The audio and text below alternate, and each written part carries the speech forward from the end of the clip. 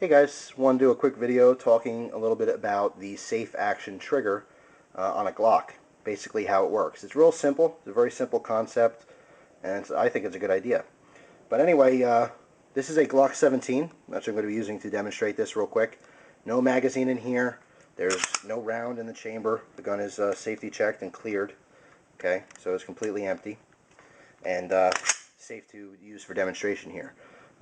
Also, even though it is safe and clear and I know it's empty, still pointing it in a safe direction. You always want to keep your your safety precautions at the top of your head. It's very important, obviously, with dealing with guns to be very safe. So anyway, here's the trigger on a Glock.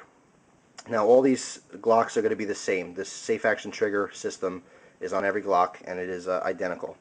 What you have here is you have your actual trigger. Okay, I'm going to use a pen as a little pointer here. You have your actual trigger here, and then you have a little blade that's in the middle of your trigger. Okay, it's sandwiched in. So imagine you had your trigger and it was cut down the center. Okay, and you pulled both pieces apart, and you put a little piece of plastic in the middle, and you sandwiched it back. Okay, that's what you have here. And that little piece in the middle is what your safe action trigger is. Basically, there's a little pin here. I'm going to come in nice and close and show you this. See, there's your trigger, and there's that little blade in the middle. If you can see there. And you see right there, that faint circle in the middle? That's a little pin. That's how it's connected. And the back is just hanging down underneath the trigger. Okay, you can see that right there. So what this is here for is that if you don't have a full grip on your trigger, and if you're not pushing that center blade even with the trigger, it's not going to pull back, and it's not going to release your firing pin and therefore fire a round. If you push the side of the trigger, okay, or the top, or the other side, it's not going anywhere. The reason is because this little piece of plastic is hanging down, and every time I push on that, you can hear it. All that's happening is that little piece of plastic is just pushing into the frame. Thump, thump, thump, thump, thump. That's all that's happening. It's preventing the trigger from being moved. You have to have a full grip and pushing that blade down to be able to release that piece so that your trigger goes in and then fires. Okay? So let me show you this again. I'm going to come in close. I want you to look at the back of this piece. Okay? And what I'm going to do is, as I'm nice and close in there so you can see it, I'm going to push this up as if I was normally firing it so you can see what's actually happening here. Let me come in close. Now you can see as I push that piece up and down, when it's down, when you're not touching that center blade, you can see the plastic right there is just hanging below where the hole in the frame is. So when you push the side of the trigger, it just bumps up against the frame and it prevents the trigger from being pulled.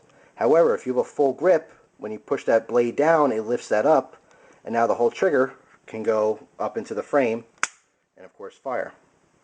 So that's how the safe action trigger works. It prevents accidental discharges of rounds if you don't mean to. If it just catches the side, your pants or clothing, whatever, catches the side of the gun, or let's say you go to fire, or let's say you're just holding the gun and maybe you forgot about the one of the safety rules and you put your finger in the trigger guard, and I don't know, you just accidentally push it a little bit. If you're pushing the side, it's not going to accidentally fire.